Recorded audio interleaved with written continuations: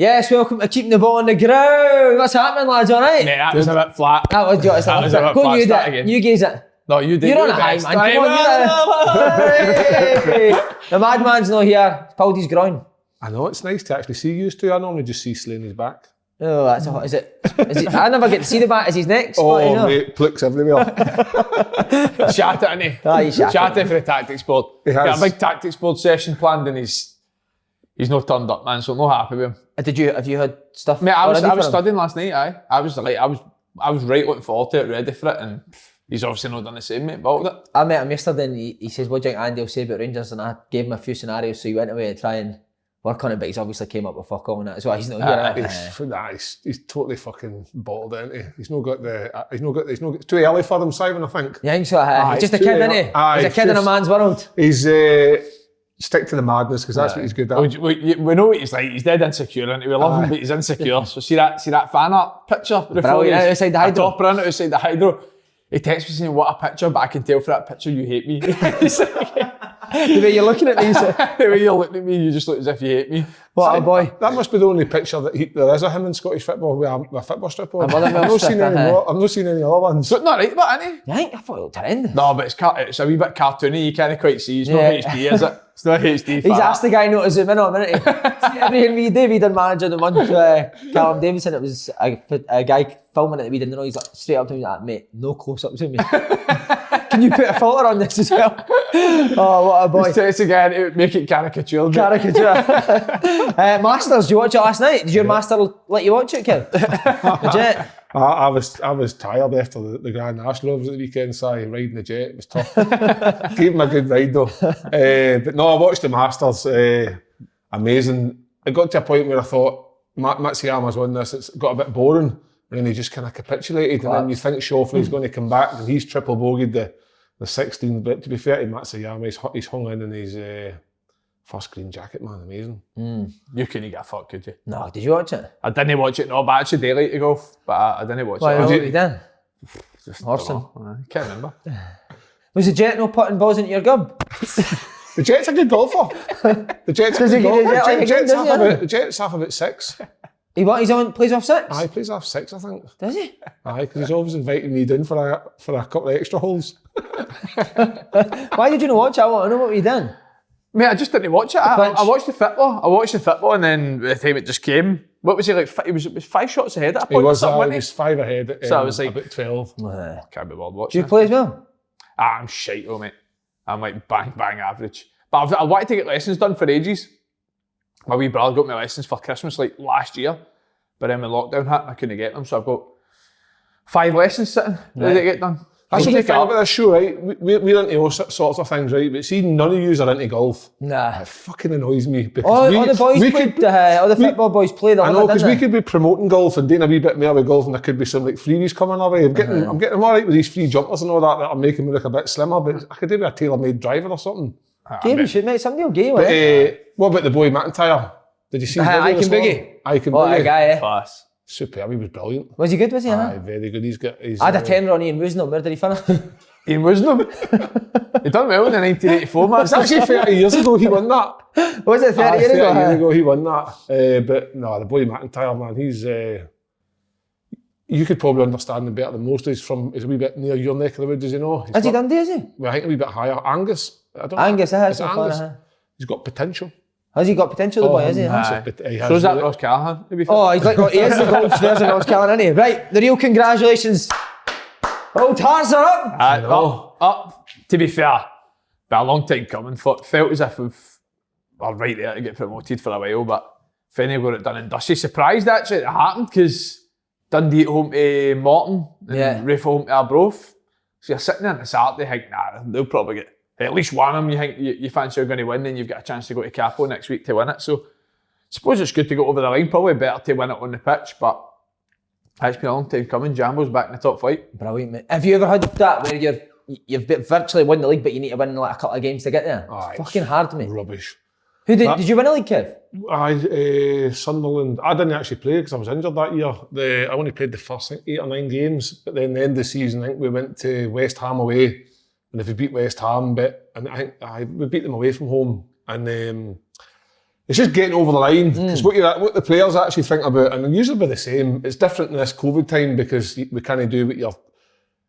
It's just looking forward to that end of season party and celebrations that every comes with being promotion, but whereas Hearts, I don't think they could really enjoy getting promoted from the Championship, because you can't go out and celebrate, you can't celebrate with the fans. I think some of them feel a wee bit hard done by what happened last season, but the objective was to get promoted. They've got promoted with plenty of games in Hartwell. How many games? Four left. Four left. So I know the Hearts fans, I've received a bit of some DMs and stuff this week, last week with Hearts fans disagreeing with what we've got to say, but ultimately, they've got promoted. Yeah. What do they want the manager to do? Took Rangers 2 attempts to go to the Championship. They don't take Hibs 2 attempts to go to the Championship. It's not easy. Done United well. You said a good point earlier on with, in your league, Partick Thistle and Falkirk highest budget. Yeah. But they're only like a few points clear. They're not exactly running away with it. So it doesn't matter what your budget is. It's difficult to get motivated by the situation that the footballers are finding in this now. There's no fans, there's no crowd. I'm pretty sure if there was 18,000 fans in at Tynecastle and they were showing their frustrations at the performances, players would maybe pick up a wee bit, but sometimes it's difficult, you know what I mean? So fair play to Hearts, they're promoted, and next season will be when questions will be asked, and hopefully Robbie and the boys can answer them. We won League Poo in England.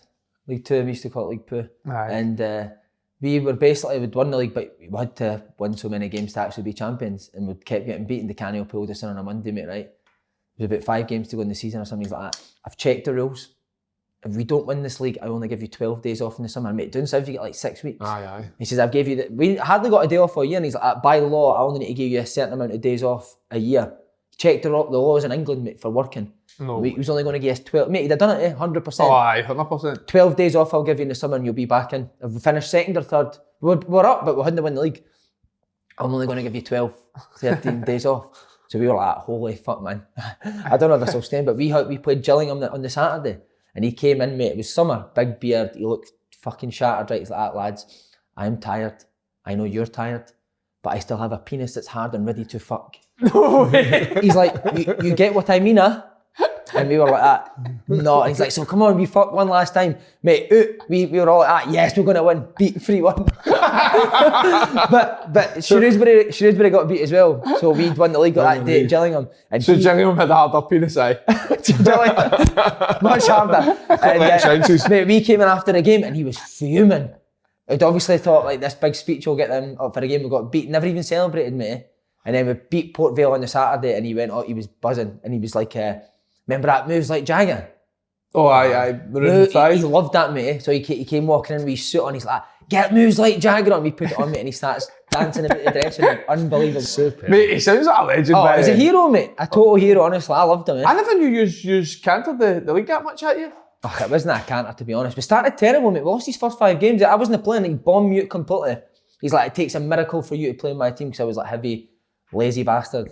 And then he lost the first 5, mate, and he came to me, he's like, okay, fat boy, tomorrow you play. And then, mate, we went on like an unbelievable run, and won the But that's what happens with teams in the lower leagues. It's a run. You get on a run and then you end up finding yourself. But whereas with Hearts, I feel like they knew that they were always going to win the league. It would have been an absolute disaster or a miracle from somebody else to beat Hearts over the course and distance. But superb. Mate, League 1 and League 2 are honestly the hardest leagues in football, mate. In world football. Down south? 48 league games in a season. 46. You're constantly fucked, aren't you? You're constantly travelling like twice a week all the time. You could be north of England, travelling down to the south of England on a Tuesday and then home on a Saturday, changing the next week, mate.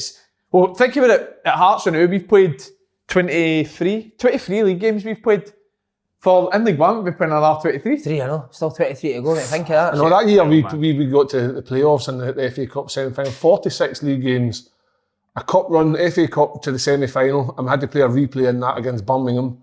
And then the playoffs at the end of it, I think we played nearly 60 games that year. Well, mate, I was on loan for Bradford. I went on loan to Bradford in 28th of November or something like that. It was late November and I'd played 34 games or something for the end of the season. Wow. Imagine playing in League 1 or League 2 in the English leagues for, say, 15 years of your career and staying fit. You break the all-time appearance records. I know you would. See, talking about that as well, seeing you talk about long journeys, man. See, we played Hartlepool first game of the season. I told a story on the podcast years ago, right?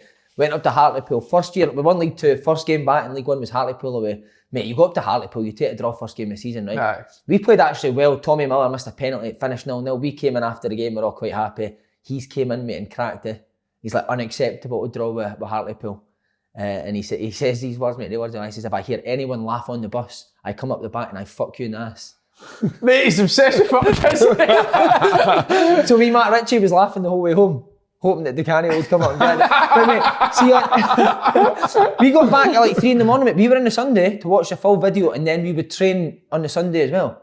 That's how ruthless he was, mate. See, because you lost one each, but see, on the Music King, does Nielsen put any music on in the dressing room? No, the music, if you win games, music will go on after, but does he ever ask for we it? get fucking music on 24/7, warm-ups now. So he's doing it. Who picks it? Mikey is just one of the sports scientists. Right. So he has got a good taste in music. Good for us, man. See, like you're into and all that. What about Gerard? What music is he into? Probably some fucking Scouse house or something, innit? Is he into your house music? I can't ever remember any tunes getting played, but it will be. All the Scousers love that music, mate. See, like techno and trance and all that. Yeah. Love it. Because the place in Liverpool, Garland, you been there? No, it's like a gay club that plays all that, but it's brilliant, man. That's where they'll go. What about the Jet? Was he not a Pitbull? You like Pitbull? Pitbull, no, yeah. That's a world Did you not make Connor Salmon pretend to be Pitbull? What other manager would he tried to pretend to get Connor Salmon to be a footballer. I mind Pitbull. Did the Jet like the music? I don't know, mate. The Jet, I can't actually remember. To be honest, I could never argue about music what was played in dressing because I like country music and I like fucking Rod Stewart and stuff like that. Country? Aye. Gareth Brooks? No, like Kenny Rogers. Luke Combs, you must say Luke Combs. No. Oh my god. Like Kenny Rogers and that. I like old music. What other managers do you think? I've got here, Martindale would definitely be like Cascada, wouldn't he? Oh, Darren Styles or something. He'd love his Darren Styles, wouldn't he? Darren Styles. What was that pub in Glasgow that Cascada used to play at? Socky Hall Street. You can imagine Martindale in there.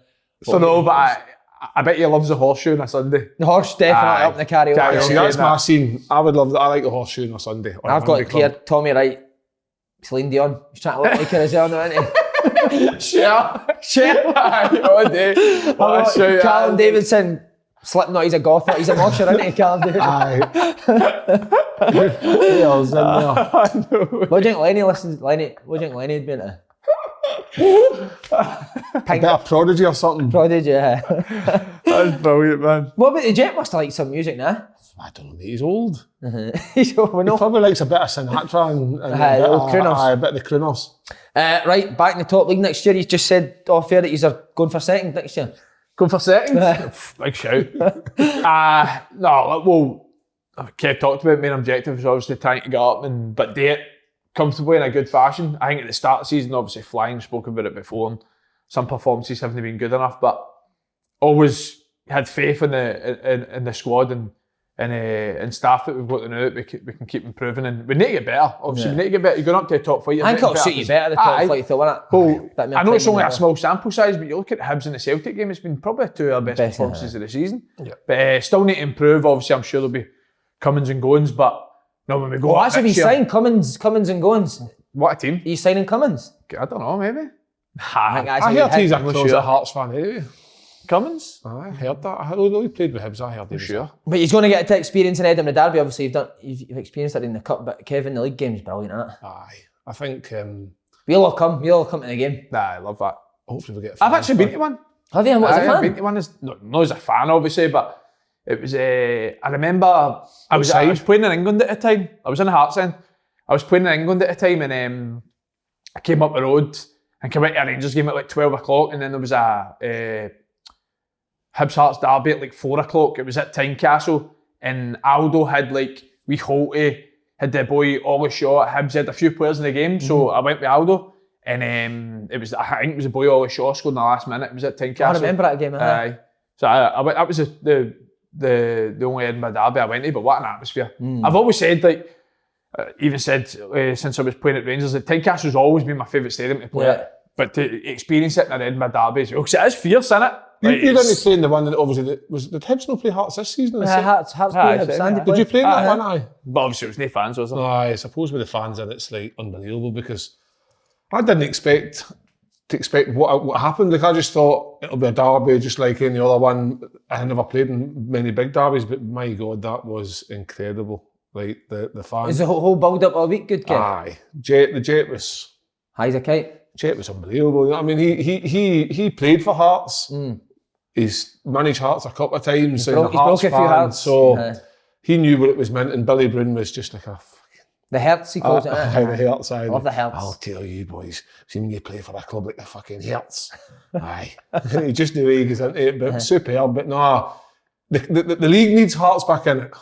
Because I think, like Andy What says... league is going to be next year, by the way? Hearts will, I think they'll be better because they're playing, no disrespect to the League One, better teams, better players, and I think that they'll have to, like you say, comes and goings. They'll leave a few players and a few will come in, but there'll be no nonsense taken because of what's happened this year. I mean, there's been a lot of pressure, and next year that pressure will just change because they can't afford to go and do it. Do you think any of the playoff teams got a chance? Rafe. I do. On that big AstroTurf pitch. I like Rafe.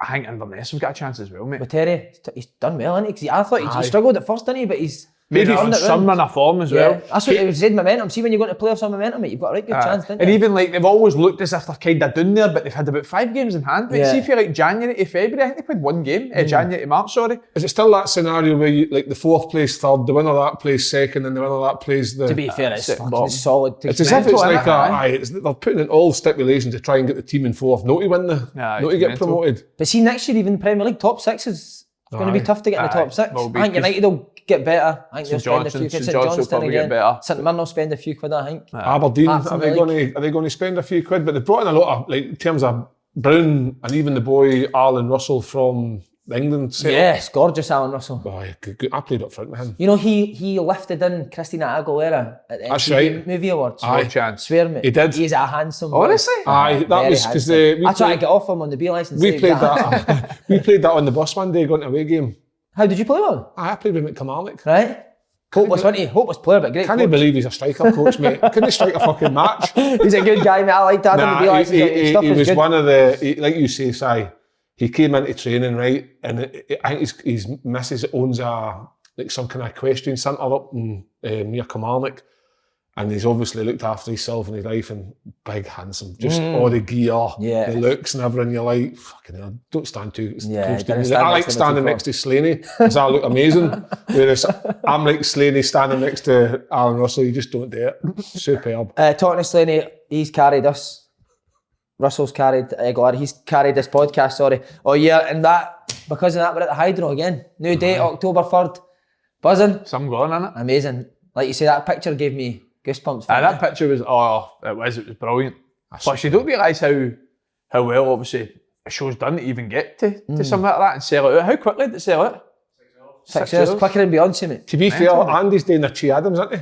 Oh, he's just jumped on it. Quite the last minute. What a year for the young man. I'm at Moisey, see if it was some daft venue, mate. I'm out there, no chance, man. Didn't went off to Davis the first 2 years, come in when we fucking sold the Hydro out. Che Adams all over again. I don't know if he's banned though, because see the last time we were there, we Ford got us tickets to go and see Still game in the box. And Slaney, the boy that was looking after us in the box, he had a few beers and he says to him, you going up? And the boy was like, going up where? He's like, up my arse with a toothbrush. We got chucked. Slaney did? We got chucked at the Hydro, mate. Oh my days. So I don't even know. I don't know if he'll even be allowed back in, but should be good, eh? Aye. A few big announcements coming up in the next couple of weeks as well. Guests. The guest. Mind that day we sat down and planned it all, what we're going to do. Do we need to replan it, seeing as though that was a year ago? Probably will need to, won't we? I know. But Cummins has said on the Instagram the other day that he's wanting to come, so. He'll bottle it, mate. Do you think so? He'll bottle it. Nah, sure. Get that signed on the dotted line, mate, if he says he's going to come. Get an affidavit. Cummins would be brilliant too. Do you think he'd be good? Aye, he would. There's got to be a joker off of him and Slaney, isn't there? Somewhere at the Hydro.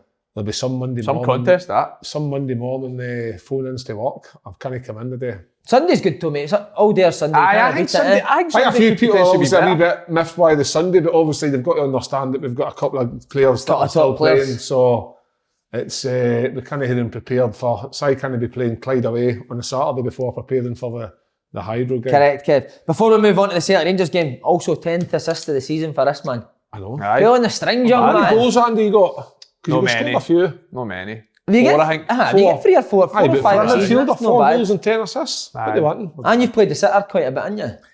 Aye, I have. I've actually played more. I played further forward a lot more over the last few games. I played left wing back at the weekend, didn't I?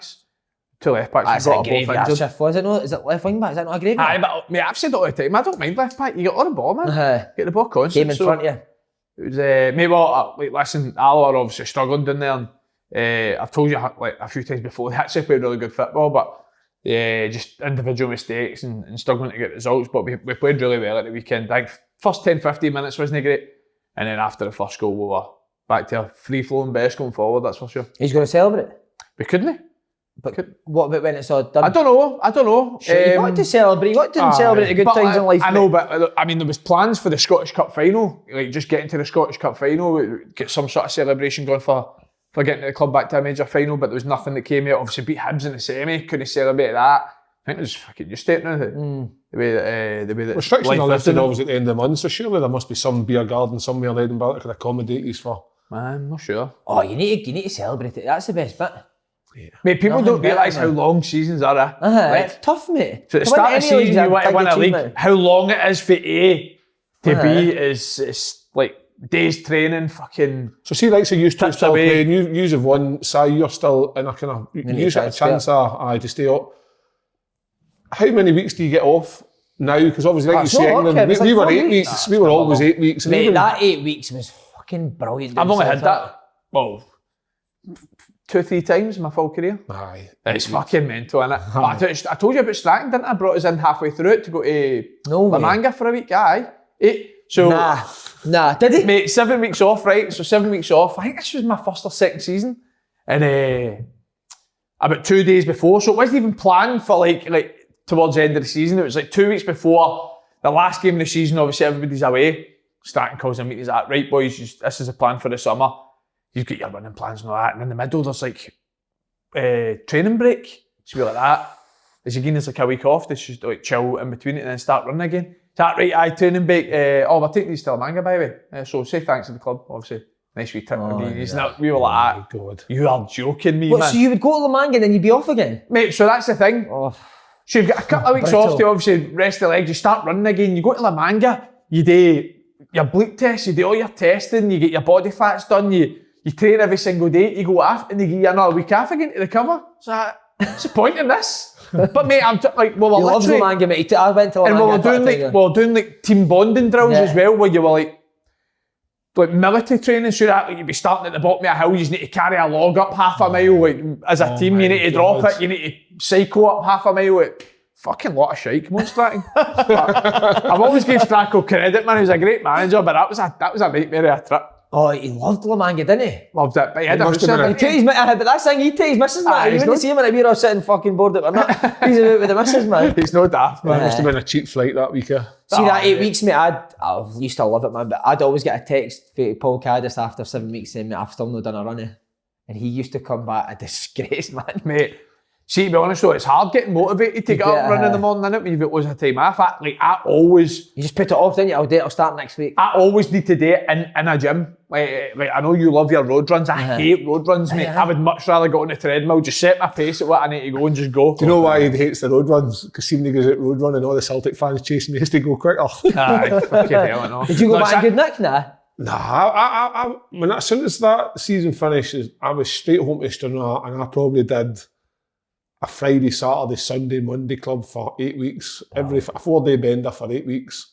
And then it would get to like that week before you were due to go back. And I remember climbing the fence at the school to go around the running track because we were supposed to do a 12-minute run. 12-minute run. Strachan loved a 12-minute run. 12 minutes, and you had to do 3,200 metres. Would that sound a bit right? So it was like 400 metre run. 8 laps of the track. 8 laps of the track in a minute and a half. So I was like, I'll give this a whirl. So I did 6 laps, and it was like about a minute 35, minute 36 per lap, and I thought, I should be all right. I was fucking breathing, stopped, couldn't even climb the fence back over, and I thought I'll be fine. Then first day back, you just get through it, don't you? They don't really get you into massive trouble for being, as long as you're there or thereabouts. That was it, just stick with the group. And then you start drinking the apple cider vinegar in the mornings, pretending it's going to burn the body fat off you. Strip it off you. Did you do the 12-minute run with Snitty? Aye. First day back, up the track? It's horrible. Mate, he commentates through the full 12 minutes. I know, and I told you, like, Mido was getting lapped off goalies and all that. He was like, not giving a job, mate. He was running at like just walking pace, just no caring. He's like, I'm going to buy a club anyway, man. Would Strachan say something while he was going slow? Nah. Mido was the type of guy that managers would just like, he's that gone with him. There's no point even talking to him. So Danny Dichio was the Mido of Sunderland. Aye, he was. They were heroes. To see the guys that never gave a fuck. They always made you look better as well, even if you were toiling. They were the best. He would do the running, and then the top would come off, and he'd wrap it around his head like a headband, and he would end up running like backwards as if he was going to fall backwards, but he was still going forward, and he was the fucking unfittest. Every club's got the guys as well at pre-season, assuming that it's nice weather and that, but they roll their sleeves up, roll their shorts up and all that. It is my most hated thing, man. Honestly, I hate it. Loved his cell. Emerson Tom, him and man that played with Chelsea. Big centre half. Emo, he came to us and he was exactly that. Rolled the shorts up to the point that you could see his wee half-inch cooting out, right? And then he'd... Imagine Scholesy. Scholesy, he'd actually cut the sleeves off his thing, and I think he even cut a six-pack out of his, and he was just ripped, like big, massive quads, six-pack the lot, and you're like, Emo, man, you look the part, but you couldn't fucking trap a bag of cement. No, Scholesy's one of them, mate, that still wears trackies and long jumpers in the summer. He's not showing any skin, man. All the white guys that me come in pure white, head to toe in sun cream. That's Jamie Murphy, mate. That's Jamie Murphy. Is that slapping on factor soda cream on before the training. Right, what a game we've got this weekend. Celtic v Rangers in the Cup. Kev, will it mean more to Celtic to make up for their dismal season? Aye, this is probably, I would say, one or two biggest games they've got, considering how the seasons went, because obviously they've got an opportunity still to stop Rangers going undefeated in the season. That's a massive game, but the cup game is their last chance to win any silverware, and I think Rangers will be looking at it to try and do the clean sweep of what's left. I think Celtic... They're going in good form, Aye, great. They're going into good form. I think they've found a formation that's working. I think the return of James Forrest gives them that wee bit extra width that they probably haven't had. Pace. Elyounoussi is coming in and starting to score goals again. Turnbull's dictating things, and you've got Brown back in the team sitting with McGregor. So there seems to be an understanding of where they are. Maybe that's what they didn't have for long parts of the season at the beginning. So it's just trying to get a settled 11, I think, with Celtic. And I think that Rangers... I don't think Rangers are feeling anything. I think Rangers will look forward to the game and they'll see that Celtic will probably press us. They'll probably put us on the back foot. Let's just play our normal game, because Rangers have got quality throughout their side as well. So it'll be an interesting game, but a huge game more so for Celtic than probably Rangers, because Rangers have achieved what they set out to do. So important Forrest is fit. I watched Rangers against Hibs. Probably the one area that I think you could get was Boyle and Barisic. I think if Celtic Forrest was to play, that would be the kind of area you'd look to hurt Rangers. Nah. Aye, well, mate, Celtic. I don't know. You look in the past, and Celtic, they've always played with width. They've always played with wingers. Always been attacking free-flowing football, like McGeady, Sean Maloney in the past. And it doesn't seem really like no team in world football plays diamonds in. I said that as well. It's not a formation you see a lot of successful teams get away with. And I know everybody's got their own style and brand of football, but it was all to accommodate two up front. But I thought pretty early on it was quite obvious it wasn't working, and they tried to stick with it, try to make it right. And I mean, it's no shock that they've ended up going back to 4-3-3, 4-2-3-1, and went and obliterated Livian, probably putting their best performance for months. Yeah. So, but listen, players like James Forrest help. Oh, we've spoken about how much Celtic have missed him. Even his numbers alone. Mate, he's scored two? He's only been back. 3 or 4 games. He scored a few goals. It's not even that size. He's the type of player that, see if he's there's wingers that play really well and don't have the same effect in terms of numbers, but there's players where even if they're not having a great game, they'll grab you that goal. Yeah. Sometimes a big goal as well. James Forrest's always been that player. So Celtic have missed him. And I always thought that when he came back fit, he's not suited into a 4-4-2 diamond. Where's he going to play? Yeah. So I always think that they were going to change to accommodate him. And I think it's came at a good time for Celtic, because like Kev says, it's 2 massive games. Right, we've got the board. Obviously, he's not here, but is that myself? You think that's how both teams will line up? Yep. Aye. The thing with Forrest when he plays out wide, he's a proper winger where he gives you the width all the time. He's not one of these ones that come in looking for the ball all the time. If it's on the left side, he'll only come in so far. But Celtic need the width to try and help Edward. But they're going to play in there, mate. That's where they're playing. Right. They're not playing wide. But they'll play wide out there. So that's probably the two different styles in terms of the two teams. I think Celtic are going to play with a lot more width than Rangers. Rangers width's going to come for their fullbacks. Where James Tavernier's back or no, I doubt. But Nathan Patterson again at the weekend I thought was really, really good. And still, obviously he's young. I think he's got a massive, massive future ahead of him, but he's still not going to give you the same effect that James Tavernier's going to give you going forward. What about in terms of Turnbull, Andy, who picks him up? Does Davis go and sit on him, or does Celtic not worry about the Rangers not worry about that? I don't think they will. I think they'll just try and... So I think similar to what Slaney was saying last week, let me just tuck my mic in. So you're agreeing with Slaney tactic-wise? But remember you back on the drink? Push up. I'm not saying that Rangers are going to do that, but I think they'll more try and just squeeze the spaces between the defence and the midfield in terms of somebody like Stephen Davis. They're not going to tell Stephen Davis to go and mark Turnbull. Because like I said, with good players, goes out there, drags out Stephen Davis out there, you're not leaving people at Odsonne Edouard that type of space, because I actually think a lot of, for somebody that scores that amount of goals that he does, some of Edouard's best work's actually out here. Yeah. He's more than just a goal scorer, he's got that all-round play. So I think Rangers will just try and squeeze the space as much as possible. That's why I think whoever plays here is probably the most interesting one. Because I think in European games and Old Firm games, quite often they've went for like a Joe Aribo in the front three, Scotty Arfield in the front three to be a bit more disciplined. But that Rangers team will be the same team that played Hibs this weekend, won't it? If Kamal Roof plays, aye. Yeah. If Kamal Roof plays. I think he's the one that I'm probably a bit more undecided if he'll play or not. Don't get me wrong, I think when he's played, he's done really well, scored some good goals, but I think if past evidence proves any time it's Old Firm games or European games, Gerrard does go that little bit more conservative, because Rangers are a very, very good counter-attacking team. But in domestic football, they never get a chance to show it. Whereas against Celtic, sometimes you get the opportunity. I was listening to with Jim Goodwin, he says he hates number 10s in football.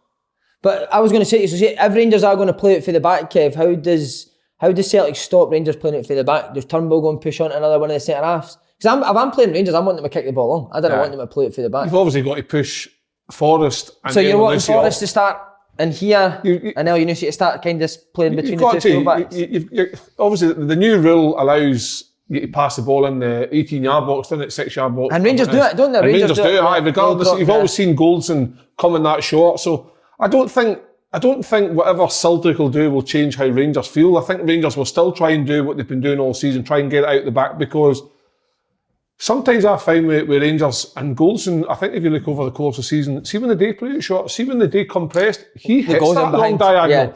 And that sometimes is where when you're pushing Forrest up or El Yunusi up to try and combat them playing out, that's when that diagonal is on. You might get somebody in behind Forrest, whatever. So there's obviously that option as well. But for me, I think the game will be won in the middle of the park. Who controls it well? Because the last two Old Firm games, Celtic's controlled the ball very well in the midfield and dictated how things have been. And I think the last Old Firm, did Davis play or he didn't play? Davis played. No, he played, but he'd played a couple of games before, and you said he was maybe a wee bit leggy. Whereas this time around, there's a week between the games, and I think whoever controls the midfield will determine how the game goes. And I think Celtic might possibly have more possession than Rangers. It's what they do with it in possession. And like Andy says, it's will Rangers catch him on the counter-attack? I mean, world class. We've been looking forward to this all week. Slaney's might have gave us a bit more expertise in his opinion. He likes his coaching and that, didn't he? But he's bottled it. I think for me, I agree with it. Middle of the park's always important, especially in big games and Old Firms. But I think for Rangers, that 3v2 that they'll try and create, and then you're probably right for Celtic. The right hand I'm side. not coming into any tactics because I don't really like He's got a feel for it. I like it. The confidence is building. I don't really like tactics, but obviously when they play at the back and Celtic are always a bit higher, what I was trying to get at is that ball's in there for Goldson to drop it into somebody, or maybe even go across, or you know what I mean? There's always going to be, because if you've got that, Celtic aren't going to go all the way up and squeeze too high. Do you know what I mean? Well, if they do, they're leaving themselves open, surely Simon at the back. I know we've got good height and types at Ayer and Welsh, But I think Rangers will start this way in terms of trying to play at the back, and I think as the game goes, they might have to change if Celtic do the press well. But I don't think Rangers will worry about what Celtic do. If they do what they do right and well, it'll be irrelevant. I Simon, think your turn. I can't see Rangers changing much in terms of how they play it. Why should they? We talk about it all the time, Simon. Where Rangers have been good is in these areas here, isn't they? Yep. Midfield runners. That's why Celtic have always had big gaps, but what they've had since Kennedy's came in is if the boys on this side, they didn't leave as much gaps as they have before. They'll get over on the side of the boss. Because like that longer ball, you've got guys like Aribo who can win the ball in there. He's strong. Yeah. Do you know what I mean? So it'll be interesting to see. Come next weekend, next Monday's podcast when we talk about it, we could have been miles off it. Probably will be. Probably will be, but see, at the end of the day, to have 2 Old Firm games left, it's good for the fans, it's good viewing, and ideally, you know what I mean, Celtic really need to win one of the two to have the season's been rubbish, but Celtic need to win one of the two for whatever reason. One, to try and go and win a cup, or one, to stop your greatest rivals becoming undefeated in the league. See, the thing is as well, Si, right? You're talking on tactics board about style of plays and the way teams can play. Set pieces are massive in these games. Just going to say, that was my next question, set pieces. Set pieces are massive in these games, and Rangers, every goal Rangers scored against Celtic has been a set piece or a second phase. Yeah. So you can go as much as possible about trying to stop teams playing, how you can hurt them the other way. Simple things like corners and free kicks, 9 times out of 10 that's what win you big games. They be detailed. I always thought that Rangers were very good defensively in terms of defending corners and free kicks, but see the last Old Firm with Turnbull's delivery, it put Rangers under a wee bit of pressure because Iron Wills did get a few opportunities. And I think it'll be the same again this time. Turnbull's delivery and Barisic's delivery, that's where the game could be. We're talking about the midfield in terms of who dictates the game, but like you say, when it comes to set pieces and free kicks and stuff like that, the ball's on the got a few chances. Of course, the goal disallowed yesterday probably shouldn't have been. Rangers defensively and attacking set pieces have been very good, but Rangers haven't really got a weakness. But if you had to pick one, it would be crosses field play, but it's more stopping crosses. That's like stopping crosses and people drifting in at the back post. But listen, you can't really say a team's got a weakness when Nisbet was the 3rd player to score against Ibrox. I thought he was great again. Nisbet makes a massive difference, doesn't he? He does. Definitely. See Rangers, Andy, will they sit in or will they take the game to Celtic? Will they sit in and try and hit on the counter? I'm not sure. They've took different approaches in different Old Firm games. I said, I think they're a team that can go either way. They can press for the front, or like I said, they're a very good counter-attacking team. So quite a lot of the times, instead of trying to win the ball, yes, he's back up. Instead of trying to win the ball up here, they actually want Celtic's back 4 to be here, so they can win it here and exploit 40 yards of space in behind. So I'm probably a bit more inclined to see them do a bit more of this. What do you prefer them? Do you prefer when Rangers go and press high up the pitch, or when they do sit back on the half-field line? Opposite to what Rangers fans want, because they want them to be here, because that's the way fans want. But I like them better here, because see when Rangers are like that, hard to break through. They're so hard to score against me. That's why their defensive record's been that good. So me personally, I'm more inclined to say they'll go like this, because I think they've done that every Old Firm this year. Also, and see this front foot press, mate. Look at these action. See that? Feet. I know, I'm loving this now. see this front foot press? Mate, that's triggered by fans. That's triggered by fans. So, 100%. So see when that first guy goes and he blocks it, it goes out for a throw in, everybody goes mental. He gets 10% energy, he gets 10% energy, he gets 10% energy. So see that front foot press for 90 minutes? Sometimes it's the fans that actually drive that on. Because the times I did see against Hibs that Hibs did get in, it was when they did do that front foot press, and it's that bit in between Halliday and Barisic, innit? Boyle and James Forrest in particular. You go and press high up the pitch, that ball in there for Forrest. Tell you what, it's a fucking scrimmash in the middle of the pitch. It's a fucking midfield battle there already. Oh, amazing, lads. The thing is, it's all down to tempo. Sorry, is that tempo? Tempo. Night tempo. Who's he play? Night tempo. You remember the boots? No, because see if when you're playing a game, and I know you've played an Old Firm, you can sense how you've started. If you've started well, your confidence grows, you go for it. If you haven't started well and you're the opposite team, you can sense that they haven't started well. And I think that the 2 games we talked about, the Celtic were on the front foot. They got at Rangers, but I still felt Rangers were comfortable with Celtic coming on at them, and they were just waiting for those moments to pick pockets and say, right, okay, we might not be going well attacking, but we get that free kick, that corner, that's where we'll take the opportunities. And I think the game will be no different. I see a lot of teams that sort of sit in and invite pressure as well. Sometimes their biggest issue is actually getting out when they get the ball. Aye. But Rangers are brilliant at that. So they'll sit in and they'll say to Celtic, we'll go time breakers, don't try and beat us, but see when they win it, they get to 4, 5, 6 passes, or they just go direct and hit you in the counter. I would like to see Celtic go back to the Celtic at the beginning of the season where when they get possession of the ball, it goes from, obviously he wasn't playing at the beginning, but it goes from Forrest to Brown to McGregor to Elyounoussi back, and it becomes slow, and then that allows Rangers to get in, get set, and then they can deal with it. They need to move the ball quicker. And then that's when Edward drops in. You play the 1-2s round the corner. I like the idea of Turnbull getting closer to Edward when they're attacking, because I think the two of them are very clever. Yeah. And they've got those round the corners, the overs, the 1-2s that might get them in. So it's going to be an exciting game, and hopefully come Monday, something we've talked about today comes off, and we can maybe get ourselves a job and fit. Elyounoussi hit a bit of form as well. By the way, I've given him a bit of criticism, but you know what he is? He's a great finisher. I'm not convinced. I haven't been convinced that he's worth the money paying to keep him at Celtic like full time, long term. But sometimes it's hard to argue because he's scoring goals and he's scoring good goals, and he has got good feet. So I don't know. It's a debate that the board and the chairman will decide what to do with him. But I don't know. Okay, Eddie Howe's agent appeared to pour cold water on the speculation. You still think he might come to Celtic? Aye. I don't think there's no smoke without fire. So see this, the fact that the speculation's been in the first point, it has been for that long. You've still got to fancy it's in the woodworks, but it's probably just doing what any agent does. He tries to keep him in the open market in case another Prem team ends up sacking the manager before the end of the season. Do you think that is what Eddie Howe's waiting on, to see what sort of Premier job he can get? Potentially, but it's probably, I mean, it's not him, it's came out and said it's his agent, and that's what agents do. They try and look after our clients in different ways. So I still think it could be that. I think for Celtic fans though, we've seen stuff like this happen in the past where they're linked with people, players as well, and it's been festering over weeks and weeks and weeks, and it ends up not happening. So I think that's probably something that's in the back of Celtic fans. I think Eddie Howe's in a similar position to what Brendan Rodgers was when he left Liverpool. Different clubs, Liverpool, Bournemouth, take away. If Eddie Howe waits and takes just the next Premiership job that comes available and it doesn't work out, where does he go from there? But whereas, does he take the Celtic job like Brendan Rodgers does an unbelievable job, turns the club around, gets him playing great football? His next job after Celtic in the Premier League might be something like, obviously at the time, Leicester, pushing for top 6. Yeah. They're now pushing into top 4.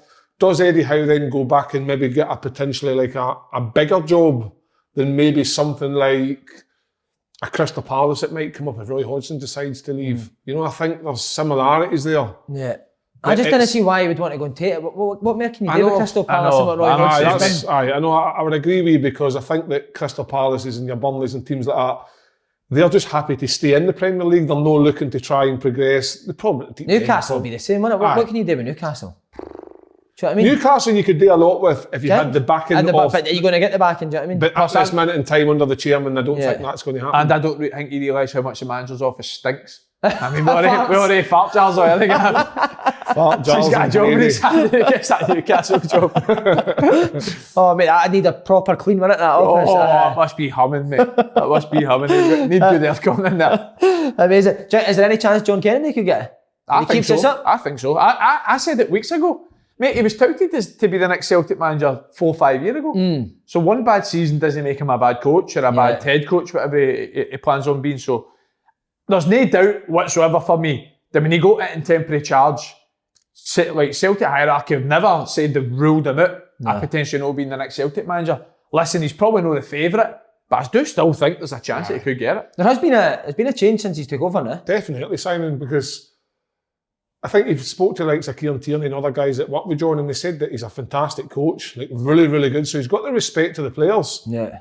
Maybe that's where problems lie, because maybe John Kennedy and Neil Lennon had different ideas and the two of them couldn't come up with the same idea. Maybe that was a part of the reason. But while Celtic have targets, it's like any manager trying to sign a striker. You have that number 1 striker, but you'll have number 2, 3 and 4 just in case you just get number 1. Celtic will probably have the same. And it's somewhere in that line, John Kennedy's in it.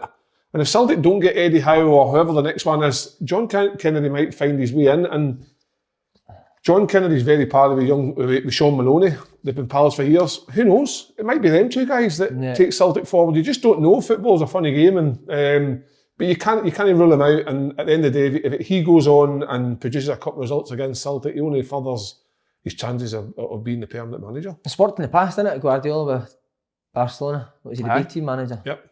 I mean, people would never have thought he'd get the Barcelona job being the B team manager, would he? And he went and done all right. Exactly. And I mean, John Kennedy was a player. He knows Celtic. He knows the history of the club. He knows what's expected to be part of such a big club. So it's not going to be a shock factor for him. It's his first job going for a different country or something like that. So I mean, I don't think he'll get it personally. Yeah. But I do think there's a chance for him. And like I said, everybody that I've spoken to says he's a top coach. I do like Kendall, a good guy, but he's a wee bit morphing into Brendan. Remember Paul Lambert basically turned into Martin O'Neill? Aye. He's you can see Kendall, he does all the, I can see him with the hands and the Brendan Rodgers wee stumps that he does all the time. I know. Imagine he started talking Northern Irish accent and that next year he would be brilliant. Big schnoz. I played with him at 21. He was a great big guy. I was injured for him for about 2 years, mate. I like him as well. He's hard as fuck. He was a tough boy. He's going to punch fuck at us for what we've said on. Yeah. Tavernier signed a new deal. Aye. Good bit of business, Andrew. Well, see, I want to ask you because the Coopman show, the two boys, Frank and Derek, they were maybe hinting that he's signing a deal to maybe get Rangers money in the summer. Nah, he'll be there. I think so. I think he'll be there.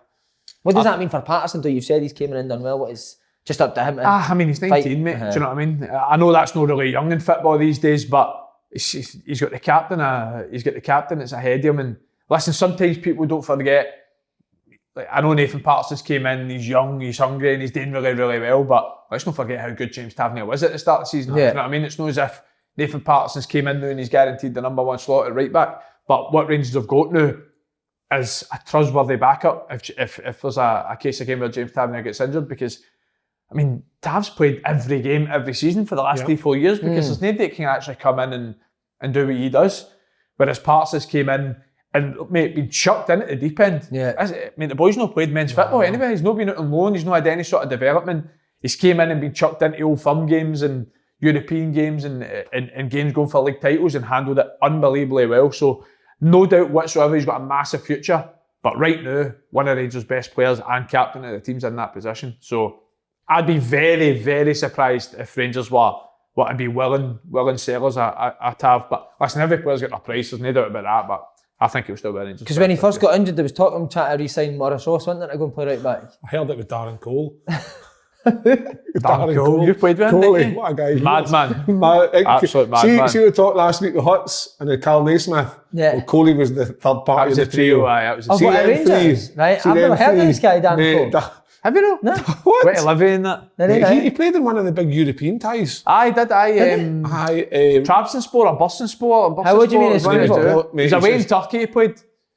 Oh, just an absolute screwball, mate. Similar to Callan Hutch. Three most laid back guys in the world that just no get a serious bone in their body. But Coley was the worst out of three of them. Aye. Like absolute screwball. Is he playing a football player? He's still playing in Ireland. Right, is he right? But he was a very, very good footballer. Aye. Just up here, he'd full of fucking athletic as anything, good on the ball. He'd like a bag of messages. Centre half. Right back, centre half. He was very good.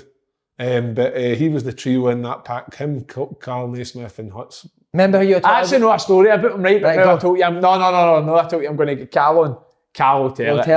He'll tell it very well. Would that be one of his best stories? Naismith? Carl's got a few top. Right, come on, just you tell us. No, I can't. How does he tell it better? And I don't know all the wee details that will make you proper laugh and it will be remembered on the show, so I'll let Carl tell it. I remember playing at Rangers with them three, right? And I was obviously an older player.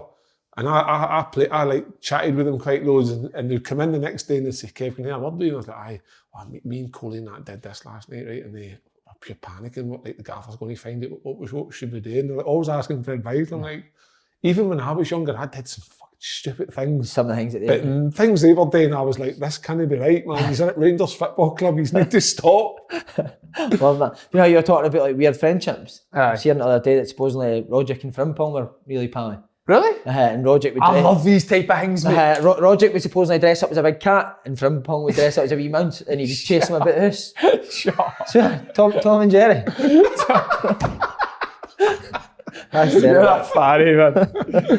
I was right looking forward to that, mate. I love the weird friendship. Do you know the one that we never mentioned? Park Ji-sung, Tevez and Evra. Have you seen the video of Park Ji-sung's birthday? That's right. What the fuck did they three talk about, man? I know, by the way, what a shout.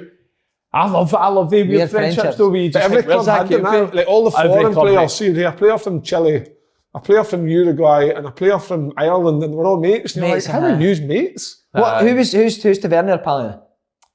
Right now, Connor Goldson probably. I'd say Connor, but him and Waggy were really close.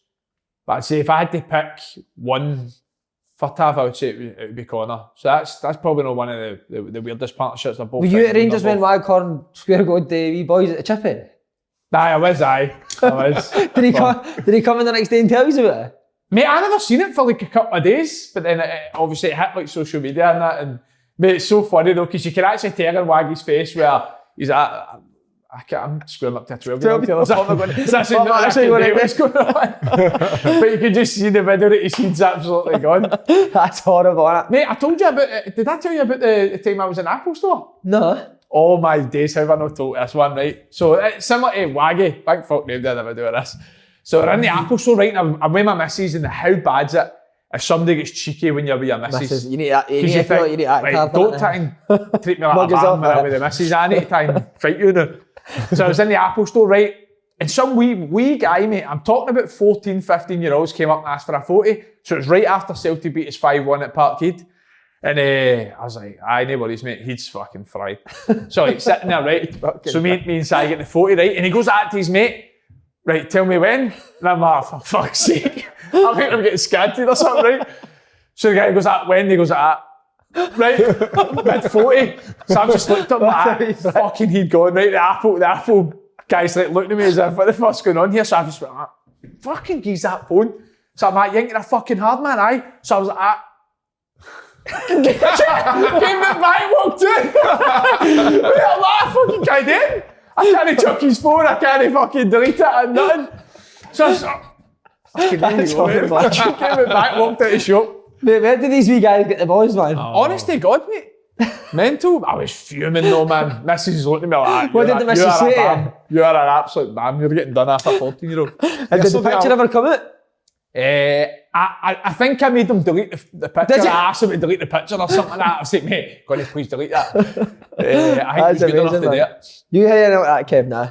Do you ever see when you signed for Rangers, do you ever get bothered when you were out? No, I was alright, I never went out. You were a Cumbernauld, no, like that, is it? The worst I think I've ever, not the worst, but one of the things I remember was when I played Monday night in the darts league down in Kirkintilloch, and I was in this pub one night in McGinley's, it was Celtic pub, team I played for, and I was playing darts, right, and it was the first time I was on Twitter. I think I was playing with Rangers at the time. Right.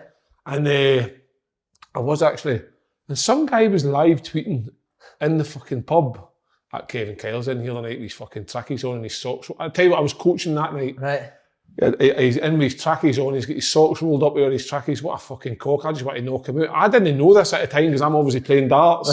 So I went home and my mate's text says, what about that guy sitting at the bar tweeting about you while you're playing darts? I says, I didn't even notice. See if I'd have known about it there and then, I think I'd have fucking just dragged him out of the pub. Was it the topless dance?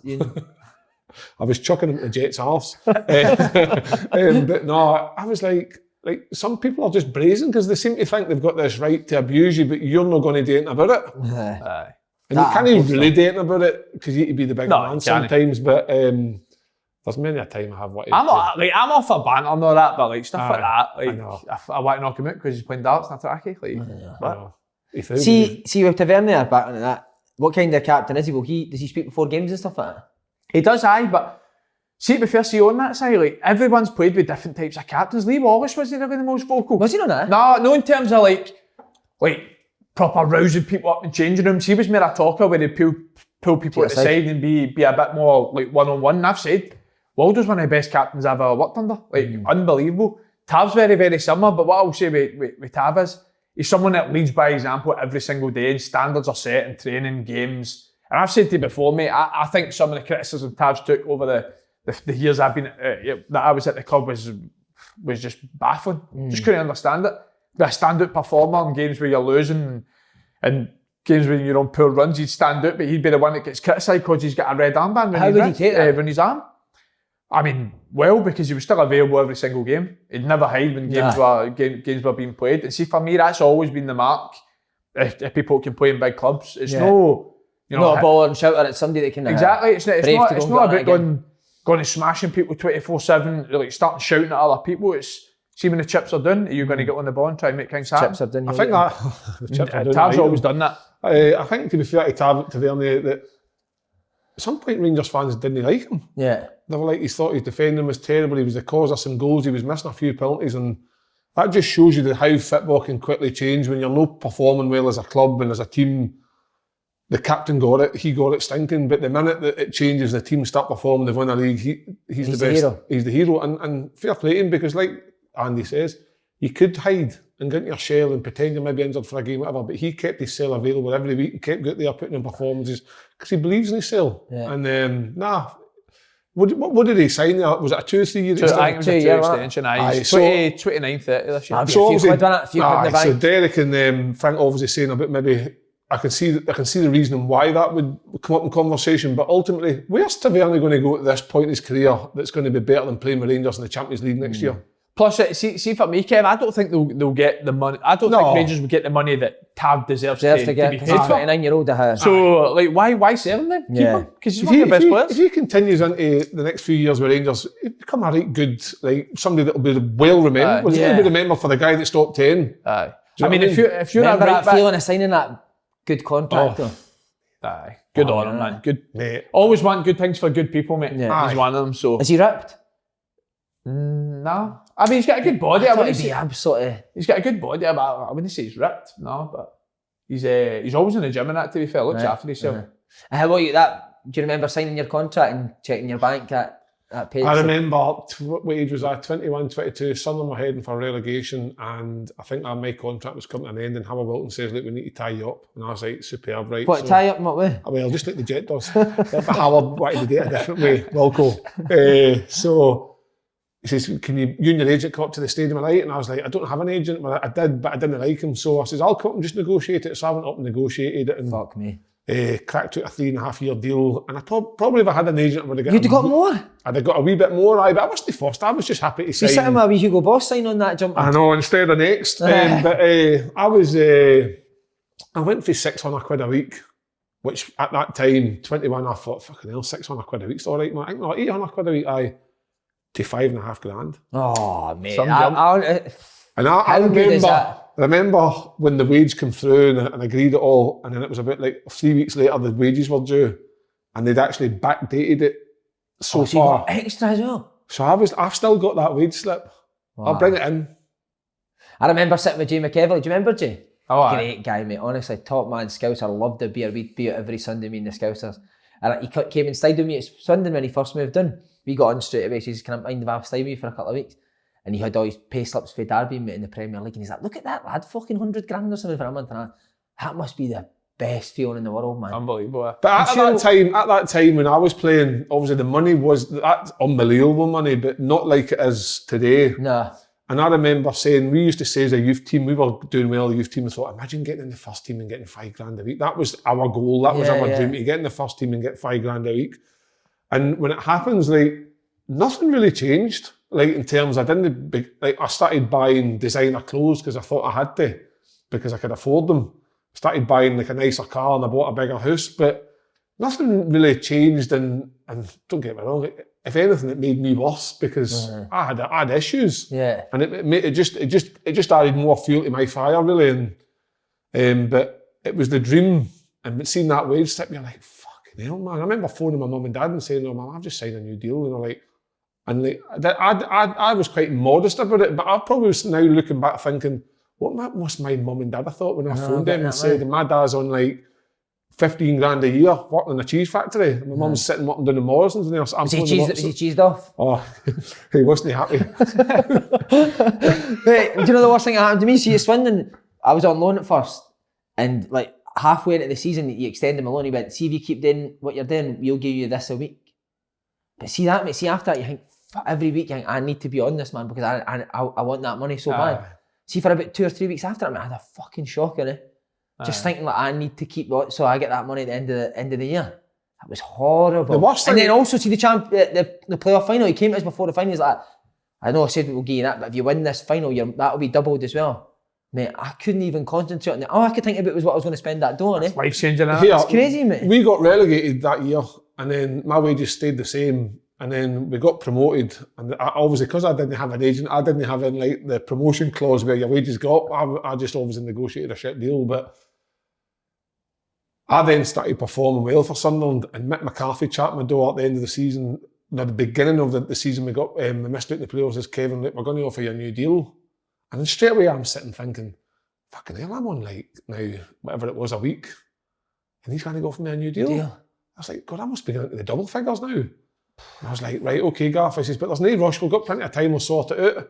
He says, it's because we've had an offer from Crystal Palace for £3 million for you. They'd beat us in the playoffs and got promoted. Ian Dowie wants to take you to Selhurst Park. And I knew this.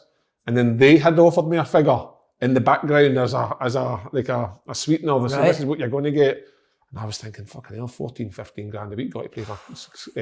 So I went back to Mick. I says, look, Mick, he says, so they sent a contract offer out to my agent, the guy that I wasn't speaking to, but they sent it to him because that's where it was going. And it was for like 11, 12 grand a week. And I was thinking, fucking hell, there's a negotiation. And I could get the same as what. So what, are you going to get Palace? Aye. And then I got injured the next day and never played again for 18 months. The contract disappeared and that was it.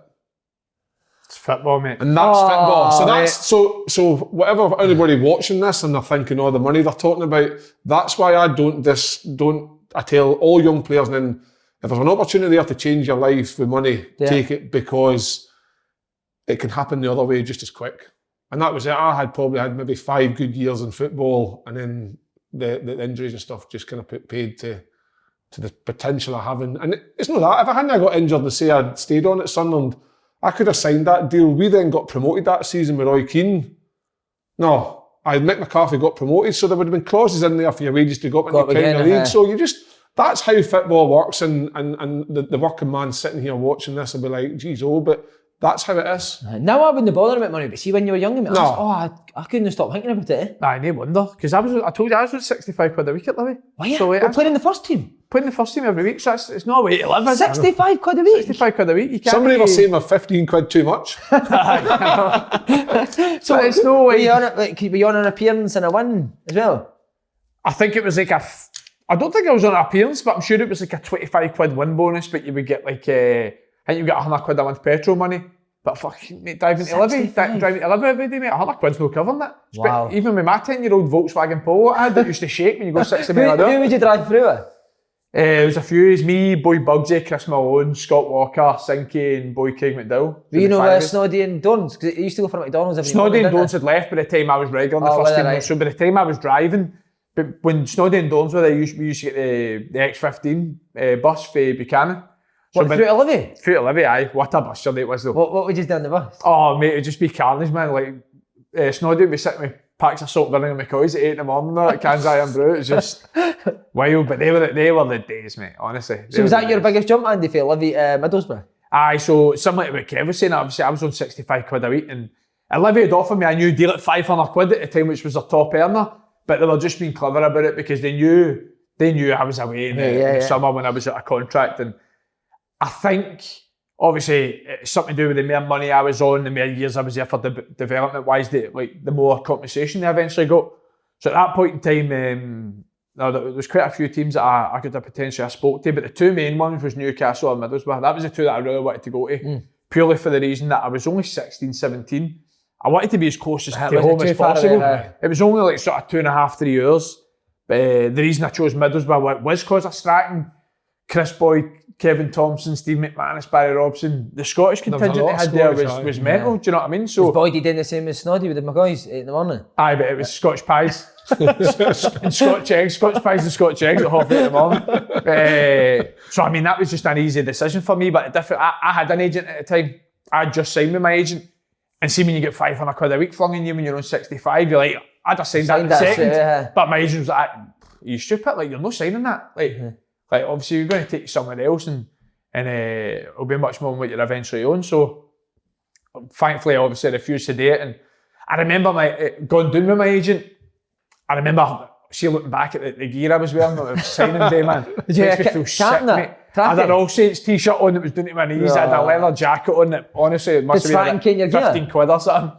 No, but honestly, I'm going to tell you a story about that, right? So, at this point in time, 65 quid a week, and I remember going down with my agent, you're signing all the papers, you're doing the contracts. And see, this time we hadn't negotiated a fee or nothing.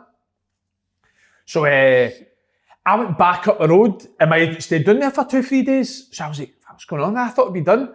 So I remember the hotel again? No, Kevin the Jet it was.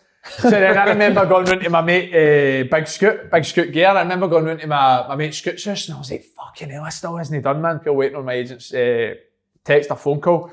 So I got a text from my agent through, and it was the contract details. And like I said, I was on 65 quid a week. Livy had offered me 500. I was like, mate, imagine I'm getting like 700-800 quid or something here. So my agent texted me through, 2.5 grand a week. 17-year-old. And I was like, couldn't believe it, mate. I was like sitting in my mate's car like, no way, mate, no way. Like, just completely changed their life. So I'm thinking I'm like on these big bucks in that race. Strachan's welcome interview for Andy Halliday. Landed kid with potential, blah, blah, blah, 100 grand.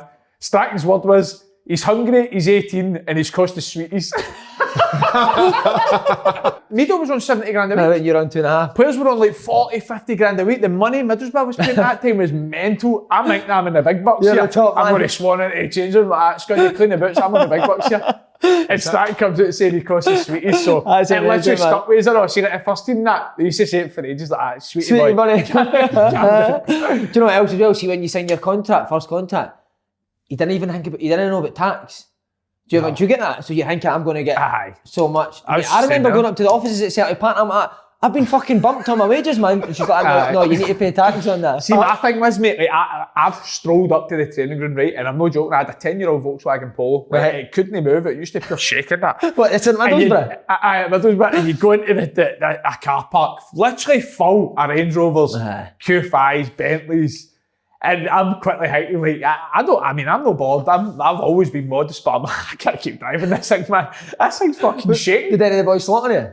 Aye, but I couldn't give a fuck. I still had the Polo for a good sort of like 3-4 months, but see, the thing is, when you get obviously a lot of money in such a short space of time, you don't know how to be clever with it. You need somebody to look after you. Because see, for like my first year, I never saved a penny, mate. Because I was like, I think I gave my very first month's wage, I gave to my mum, gave every bit to my mum. Then, like, there you go, that's for you. I gave it to my mum, and then like you're obviously trying to rent a house, you're buying a new motor, and like Kev says, you've got this money to make neighbour. You do start buying clothes and all that, but it's an eye opener. Like I was saying, like he's like when I was at Sunderland, there was Middlesbrough and Newcastle. That was my three in the northeast, and there was always talks. So the Caldwell brothers were at Newcastle. So if you made pro at Sunderland, you were on to 250 quid a week. So you're like went from 17 to the 92.50 to 250. But at Newcastle, if you went pro, you run $1,000 a week. So like Stevie Caldwell and Gary would be strolling into our training, going to all the gear, and they were on like $1,000 a week when we played them on a Saturday. And you're like, fucking hell, they're not any better than us, but it's just they paid better. Yeah. Middlesbrough were always renowned for paying better than most teams in the North East. Steve Gibson in it. Like I said to Andy, I made my debut in the Premier League and I was on 600 quid a week. But we had £3,000 appearance money and a £5 win bonus. So I was on 8,600 quid that day, but fuck me, man. Mate, Middlesbrough never had any appearance, any bonus, any win bonus, sorry. It was all like specific contract, do you know what I mean? See like players pools that you get for like going up and win bonuses and stuff. They never had any because the wage bill was high. Our young players was, it was a target to get there. This is what you could get. And Peter Reid used to do this thing that, see if you were in the youth team or the reserves and you were doing well and you were a young player, I think you had to be under 20, he would take one of you away to an away game and go with the whole experience. You would go with the kit man, you would help with the skips, put the boots out and the shirts and all that.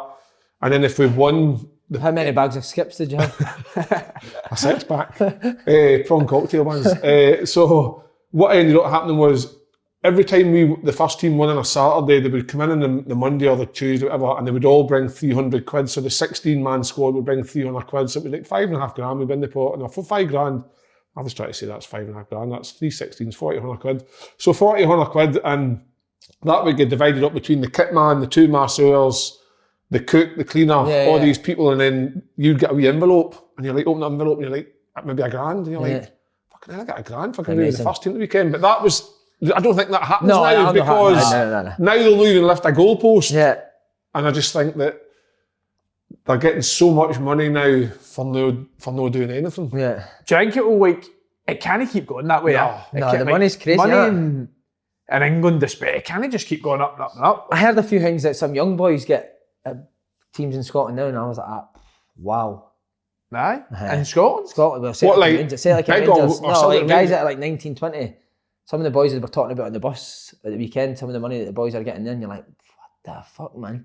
Crazy. Really, aye. Yeah. And no having done anything, really. 16, I think, mate. So, see, because now they can go to Man City and Bayern Munich and get, I think they need to give the kids Aye. big money now. When I was at Rangers as a young player, I always remember, like, obviously a couple broke through it. It was like the top players at full-time under-18 football was like 300-400. And that was like unbelievable, massive, do you know what I mean? That was massive. Yeah. But obviously football is just different now. Crazy. Right, we're back on third place. The points cut to 4 points now with Hibs and Aberdeen. Is it game on? I still think Hibs will finish third. So I think Hibs will. I think Aberdeen's lack of striking options is what's going to stop them from winning games, because obviously they're not scoring enough goals. Although they won Saturday 1-0, they've still both got to play Celtic and Rangers, I think.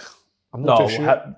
Hibs have played Rangers yet. Aye, so Aberdeen's still got to play Celtic and Rangers, and Hibs have only got Celtic to play, so I think it's in Hibs' hands, and if they want to throw it. But then again, saying that, football, like, we don't know what's going to happen, because St Johnstone, for me, although they lost on Saturday to Aberdeen 1-0, I think they could potentially give Hibs a game or two, so no, it's in Hibs' hands. I was quite impressed with Hibs against Rangers though. I think they they created were quite a lot good. of chance. They were And he good. went with Martin Boyle, Doidge and Nisbet on the same team, which is quite attacking going to Ibrox, isn't it? I think Hibs have been that team though for a few years where they do attack Rangers and Celtic. I like that, They always go two up against I Rangers think and when Celtic. Hibs become a wee bit negative, they look like, against other teams, they sometimes play different styles, and I think Hibs are at their best when they're going at teams, because they've got the players and the personnel to attack. Plus, I think the big difference that Jack Ross has made to Hibs is he's made them defensively a lot better. Aye. So see, when Hibs did used to come and obviously have a go at Rangers and Celtic, Rangers They and were Celtic easily obviously picked off. could get picked off and score goals against them, but now they've got legs in the middle of the pitch, which they probably never quite had either. And they're a lot more solid at the back. So you've got to respect them for coming and have a go. They've just came up against a team that, even when they're not playing well this year, they win. Yeah. And I think that was in our case with Rangers at the weekend, because Rangers weren't great, but just been relentless in their pursuit this year, that even when they're not playing well, they win games of football. Yeah, I do like Joe Neal, middle of the pitch. Aye, He's a nice he's football got- player. And aye. Jackson Irvine. Irvin's good, aye. mate. Like you say, The legs. boy Newell's got a good balance. Yeah. He kind of glides through the can game. go He's- two sides, aye, can't he? Yeah, go yeah. either way. No, he's very, very good. And Jake Doig will stay there next year. We asked the boys on the Cooping Show. I really like Josh Doig. Where potentially could he go? Well, he's Celtic? been linked to Leicester and Arsenal Leicester, teams has he? down south. What about Celtic? Because See, obviously there's- again, we're talking about money wise. We had this discussion on the Cooping Show as well. Frank says it's too early for him to go, but like you say, I just think if Leicester and Arsenal come in it's for madness, you, mate. It's, yeah, I mean, it's what people said about Billy Gilmore. Yeah. Billy Gilmore said, why is he Aye. leaving Rangers? Like, he go down to Chelsea, he's never going to break through there. But see, when you live where he lived, I'm not going to, obviously I don't know exactly what he's on, and you get hit with the money he's getting at Yeah. 16. How can you turn that down? He's Yeah. changed, he's not just changed his life, he's changed his full family's life. So it's like, sometimes they say like sometimes the there's money. opportunities see, saying you're not ready. Come When, that's what I says to Frank. When are you ready though? You know what I mean? And He's played a full year and playing for side, Hibs and been successful. why should boys not have full belief that they're going to go to these And be places good enough? and break through to the team? Like, Hey, look at the boy James Justin. He was playing in Luton in League One 2 years ago, and now he's one of Leicester's best players in the Premier League. know, He believed in himself and went and done It's it. not even that. It's like going somewhere at a young age for the money. First and foremost, if it's as handsome as like a Billy Gilmore and that got, that's He your is handsome. financial side of things set up. So you don't need to worry about No, that. you can then concentrate. Then go and good concentrate point. on the football. So there's two sides to the money argument. Yeah, you it's can not- get the money and you can go to your head and you can do whatever, but there's also that other side where my family's now secure. I don't need to worry about what's going on. I can fully focus on the football, and hopefully I can go to these big clubs. Doesn't it work out there and you hate to drop down a tier? Yeah. It's not a big drop to go into the Championship and then come back up the way. Kev, Whereas- it's not even just that. The story you've just told, when people just say, stay and play first team football for a couple of years, you'll get a better move. Aye. What happened to you when you get an injury, injured. when you've got a contract on Exactly. the table? It's Aye. like, football is such a long football career is 15, 16 years. It's a short time frame to obviously have your full-time job. Opportunities like that, you're lucky if they come once in your career. Definitely. So even some players in the Scottish Premier League, right, out with Celtic and Rangers, they could play in the Premier League in Scotland for 15, 16 years and still need to work straight away. straight away, Yeah. work straight away. I don't care what anybody Yeah, yeah, says. it's true. It's because that's just how it is. The reality of it's only the elite footballers in the elite leagues that get this. Oh, I like that. What Yeah. a great conversation today. This has been magic. That's good. Mental. I know I mentioned it earlier in the show, but I just think Nisbet for Celtic and Rangers is a no-brainer. For what are you going to pay? What was Birmingham going to pay? £3 million? Aye. For a guy that scored 15 goals in the league this year, can lead the line, works his balls off, can link the play, bullies defenders. Celtic and Rangers have got to be taking a chance on Kevin Nisbet. Better players in his team, better players around him. He's going to score more. 100%. Surely. I mean, is there something there though that he's probably got his head set on going back down south in the summer, because it looked strange that he was out the Hibs team for so long. Yeah. After that January transfer window, as if, I don't know, something had maybe been sorted or whatnot. But Birmingham, listen, good luck to him, because like you said, he was at Dunfermline last year. He's at Wraith as well, wasn't he? And the reason that teams have came in from is because he's went and done well for Hibs. So The likes of Birmingham in the Championship, You'd rather go to Celtic and Rangers than Birmingham, wouldn't you? they're obviously going to probably. I don't think Celtic and Rangers are prepared the level of finance, personal terms, than what the English teams are willing to pay. Celtic and Rangers will pay good money, but I think Birmingham will pay. What, more? No, I think so. No. You think so? No. Chance. Why? Nah, Rangers have said it'll pay me More than Birmingham. Even though he's coming from Hibs to. Do you think so? Nah, definitely. I think that they're more likely to pay bigger transfer fees for the likes of Kevin Nisbet. I think if Rangers and Celtic went in for Kevin Nisbet, they'd probably go, I mean, I'm only guessing, but £1.5 million.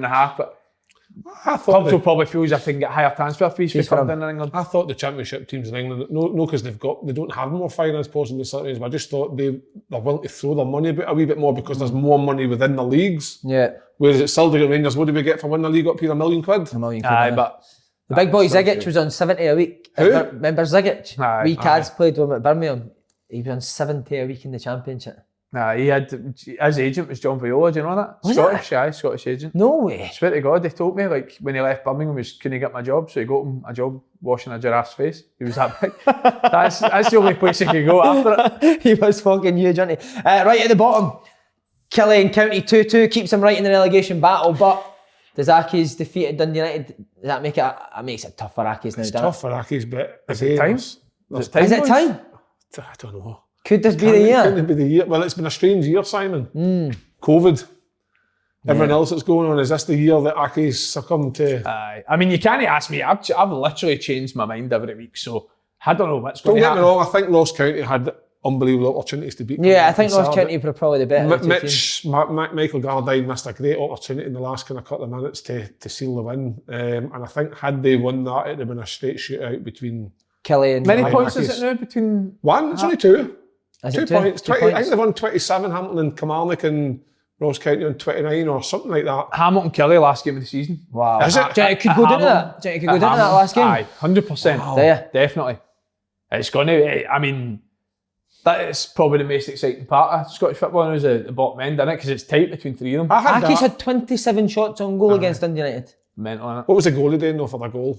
I know Kylie was a young kid at Dundee as well. I know he's just. Who But is it's a he? great touch for Fuchs, by Aye, the way. no, it's 'cause a great he's first still got a timer. decent Yep. connection on it. He's played it first time into McNulty, and it's a good finish. Good for finish, McNulty. it is a good finish. But that's the difference. Just it's like, if it comes down to Kelly Aki's last game of the season, what we're thinking?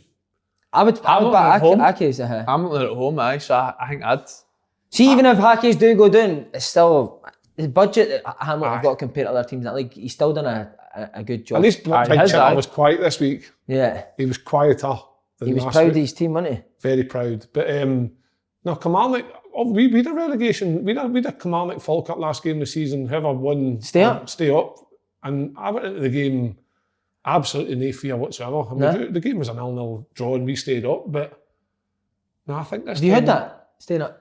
A game to stay up the last day, No, second last day, Blackpool, with under Ferry. right? And How was Ferry? Was Ferry? He'd have been a bag of jaggies, was he? a high bag of jaggies, big time. Just want to batter everyone 2 days before again. I think it was, I can't remember, I think we were actually second bottom, like looking bleak, because we had Wigan away, who were in the playoffs at the time. And last game of the season, we had Charlton at home, who were flying at the time as well, I think. And we went to Wigan and beat them 2-0 away. Wow. It was some result, and that kept us up, because all the other results went for us and stayed up with 2 games to spare. But What would Fergie be like after that? Would he be jumping about the dressing room?